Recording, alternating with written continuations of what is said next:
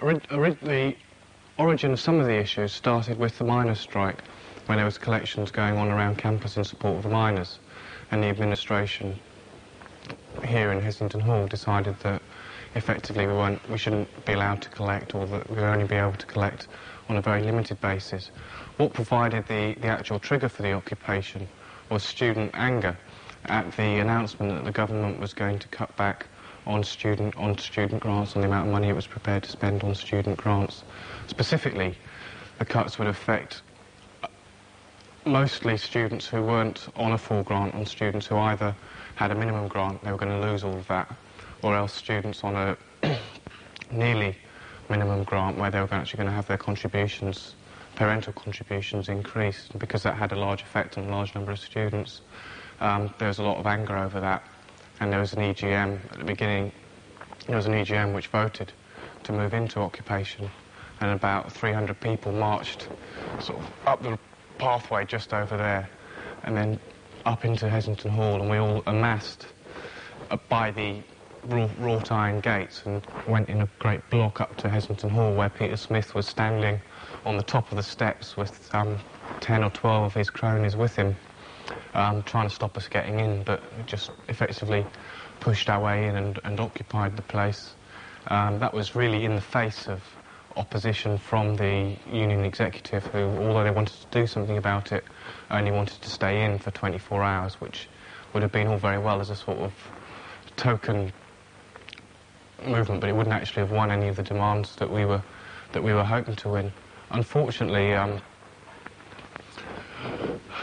over the occupation only lasted for 48 hours, because whilst we were in there, the executive and a number of people went around campaigning against the occupation, and there was a big union meeting with about 600 or 700 people outside of Heslington Hall, where there was a sort of large amount of debate, and the people who were opposed to the occupation moved that we end the UGM emergency general meeting as soon as possible.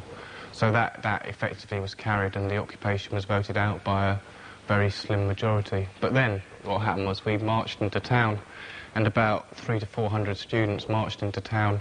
And it was really good, because we went down the main street and we were going to have a rally, but the sort of feeling was running so high and people were getting so worked up, we decided to carry on marching. And at one stage, I think it was, I can't remember the name of the street anyway, we were marching down this narrow street, and about 7 or 8 policemen were blocking the way, and they were sort of trying to stop us from carrying on marching. And the people at the back, just Fossgate, that's it, down Fossgate Street. The people at the back were carried on pushing, so we pushed our way past them and carried on marching. And then about 5 minutes later, the chief constable, I presume it's the chief constable, came up and said, well, as long as you, make sure that nobody gets hurt and don't cause too much trouble, then just carry on marching and do as you want, but make sure nobody gets hurt. Which showed that, given you've got enough numbers there to actually push past the police, you can really do what you want unless they've got enough people to stop you doing it. Can you sort of talk about the King's Manor occupation? The King's Manor occupation. Well, it was... That again was over... that was over a report which the Vice-Chancellor had put in, which effectively was outlining the way the university was going to develop over the next few years, which was effectively accepting that there would be limited resources and that cuts were going to be implemented, and also concentrating development on the side of the sciences as opposed to on the side of the arts. And that upset a lot of students, particularly as they didn't... Well, the union actually didn't want the thing to develop in that way. They didn't want to accept the cuts. Unfortunately, for a number of reasons, we ended up occupying some empty cellars in King's Manor, which I'm a member of the Socialist Work Student Society, and we argued all the time that really, if you're going to change anything, you've got to go for where it's going to be most effective, where the occupation is going to be most effective, which is right here, where I hope we're going to be coming back next term for another occupation, in the heartland of the administration. But instead we were shunted out into the middle of town, which meant that whilst there was a reasonable amount of support for the occupation, it wasn't really achieving a lot. We actually got voted back in at another EGM, And also the number of people who were prepared to be involved in it was cut down because of problems with transport going all the way into town and out of town and so on. So the occupation actually lasted for just over a week. And actually it was extremely good, and there's a lot of propaganda was put out around town, around local factories and schools, and a lot of people were involved. But in terms of really achieving the aims that it set out to, or even some of the limited demands, because there's quite a long list of demands, it didn't have the punch, the power to be able to do that. What's your feeling about occupation tactics? Well, it's the most effective weapon that we've got, really, because if you think of any other form of protest that we can make, really it involves either making some propaganda, going for news coverage, picketing people, trying to persuade people to make the point, to make your point, which is all very well.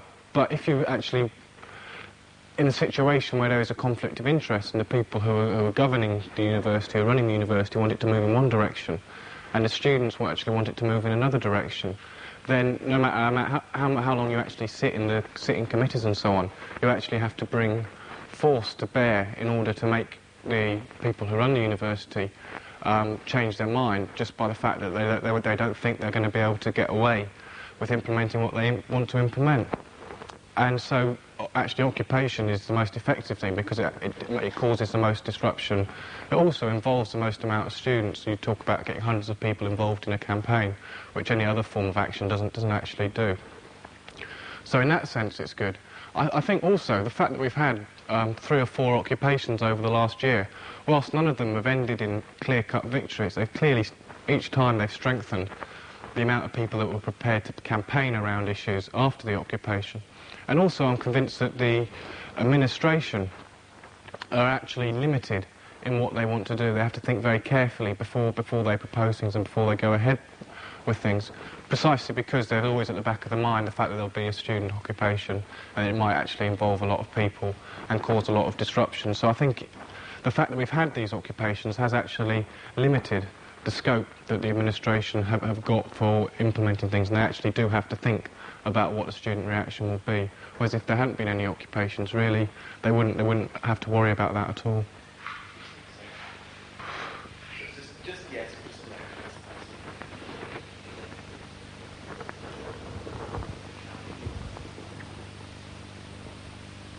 Yes.